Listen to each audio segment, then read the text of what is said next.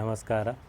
ನಮನ ಯೋಗ ಚಾನಲ್ಗೆ ನಿಮಗೆಲ್ಲರಿಗೂ ಸ್ವಾಗತ. ನಾನು ನಿಮ್ಮ ಸುರೇಶ್, ಯೋಗ ಟ್ರೈನರ್. ಸ್ನೇಹಿತರೆ, ನಾನಿವತ್ತು ಭ್ರಾಮರಿ ಪ್ರಾಣಾಯಾಮವನ್ನು ಮಾಡುವ ವಿಧಾನವನ್ನು, ಅನುಸರಿಸಬೇಕಾದ ಒಂದು ಕ್ರಮವನ್ನು, ಭ್ರಾಮರಿ ಪ್ರಾಣಾಯಾಮವನ್ನು ಮಾಡೋದ್ರಿಂದ ಏನೆಲ್ಲ ಪ್ರಯೋಜನವಿದೆ, ಹಾಗೂ ಯಾರು ಈ ಪ್ರಾಣಾಯಾಮವನ್ನು ಅಭ್ಯಾಸ ಮಾಡಬಾರ್ದು, ಹಾಗೂ ಭ್ರಾಮರಿ ಪ್ರಾಣಾಯಾಮವನ್ನು ಷಣ್ಮುಖಿ ಮುದ್ರದ ಜೊತೆಗೆ ಅಭ್ಯಾಸ ಮಾಡೋದ್ರಿಂದ ಏನೆಲ್ಲ ಪ್ರಯೋಜನವಿದೆ ಅನ್ನೋದನ್ನು ನಾನು ನಿಮಗೆ ತೋರಿಸ್ಕೊಡ್ತೀನಿ.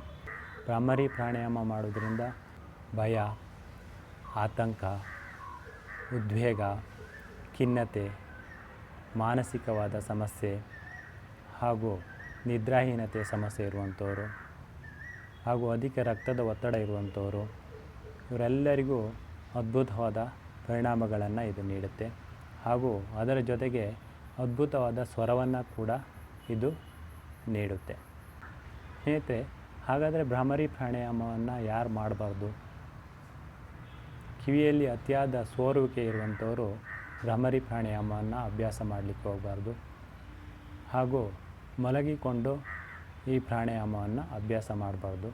ಯಾಕೆಂದರೆ ಈ ಪ್ರಾಣಾಯಾಮವನ್ನು ಅಭ್ಯಾಸ ಮಾಡುವಾಗ ಸುಖಾಸನ, ಪದ್ಮಾಸನ, ಅರ್ಧ ಪದ್ಮಾಸನ, ಸಿದ್ಧಾಸನ, ವಜ್ರಾಸನ, ಯಾವುದೇ ಆಸನದಲ್ಲಿ ಬೆನ್ನು ಮತ್ತು ಕುತ್ತಿಗೆ ನೇರವಾಗಿದ್ದುಕೊಂಡು ಅಭ್ಯಾಸ ಮಾಡಬೇಕು. ಮಲಗಿಕೊಂಡು ಅಭ್ಯಾಸ ಮಾಡುವುದರಿಂದ ರಕ್ತದ ಒತ್ತಡ ಜಾಸ್ತಿ ಆಗುವಂತಹ ಸಂಭವ ಇರುತ್ತೆ. ಹಾಗೂ ಪ್ರಾಣದ ಸಂಚಾರ ಕುಳಿತುಕೊಂಡು ಮಾಡುವಾಗ ಸುಗಮವಾಗಿರುತ್ತೆ.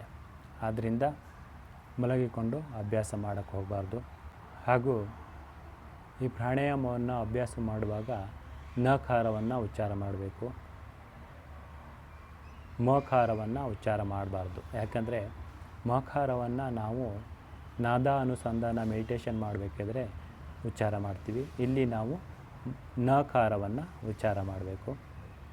ಹಾಗೂ ಷಣ್ಮುಖಿ ಮುದ್ರದ ಜೊತೆಗೆ ಈ ಪ್ರಾಣಾಯಾಮವನ್ನು ನಾವು ಅಭ್ಯಾಸ ಮಾಡೋದ್ರಿಂದ ಏನೆಲ್ಲ ಪ್ರಯೋಜನ ಇದೆ ಅಂತ ಹೇಳಿದರೆ, ಷಣ್ಮುಖಿ ಅಂದರೆ 6 ಮುಖ. ನಮ್ಮ 2 ಕಿವಿಯನ್ನು, 2 ಕಣ್ಣನ್ನು, ಮೂಗು ಹಾಗೂ 1 ಬಾಯಿಯನ್ನು ಇದು ಕ್ಲೋಸ್ ಮಾಡುತ್ತೆ. ನಮ್ಮ ಬಾಹ್ಯ ಜಗತ್ತಿನ ದೃಶ್ಯಗಳನ್ನು ಹಾಗೂ ಗಲಾಟೆಗಳನ್ನು ನಿರ್ಬಂಧಿಸಿ ಅಂತರ್ಮುಖವಾಗಲಿಕ್ಕೆ ಇದು ಸಹಾಯ ಮಾಡುತ್ತೆ. ಆದ್ದರಿಂದ ಷಣ್ಮುಖಿ ಮುದ್ರದ ಜೊತೆಗೆ ಈ ಪ್ರಾಣಾಯಾಮವನ್ನು ಅಭ್ಯಾಸ ಮಾಡೋದ್ರಿಂದ ನಾವು ಅಧಿಕ ಲಾಭವನ್ನು ಪಡೆದುಕೊಳ್ಬೋದು.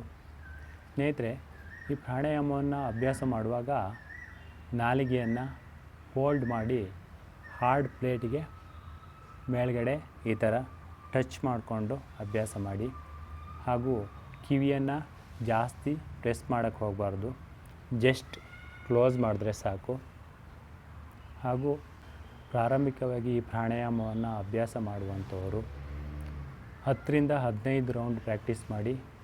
ಇಲ್ಲ ಜಾಸ್ತಿ ಮಾನಸಿಕವಾದ ಸಮಸ್ಯೆ ಇರುವಂಥವರು 15 ನಿಮಿಷ ಹಾಗೂ 30 ನಿಮಿಷದವರೆಗೂ ಕೂಡ ಈ ಪ್ರಾಣಾಯಾಮವನ್ನು ಪ್ರಾಕ್ಟೀಸ್ ಮಾಡ್ಬೋದು. ಸ್ನೇಹಿತರೆ, ಈಗ ಷಣ್ಮುಖಿ ಮುದ್ರದ ಜೊತೆಗೆ ಈ ಪ್ರಾಣಾಯಾಮವನ್ನು ಯಾವ ಥರ ಮಾಡೋದಂತ ತೋರಿಸ್ಕೊಡ್ತೀನಿ. ಬೆನ್ನು ಮತ್ತು ಕುತ್ತಿಗೆ ನೇರವಾಗಿರಲಿ. ಉಸಿರನ್ನು ಮೂಗಿನ ಮೂಲಕ ದೀರ್ಘವಾಗಿ ತೆಗೆದುಕೊಳ್ತೀರಾ. ಹಾಗೂ ಉಸಿರನ್ನು ಬಿಡುವಾಗ ನಾಲಿಗೆಯನ್ನು ಫೋಲ್ಡ್ ಮಾಡಿ ಮೇಲ್ಗಡೆ ಟಚ್ ಮಾಡಿಕೊಂಡು ನಕಾರವನ್ನು ಉಚ್ಚಾರ ಮಾಡ್ತಾ ಉಸಿರನ್ನು ಹೊರಗಡೆ ಬಿಡ್ತೀರಾ. ನೋಡಿ.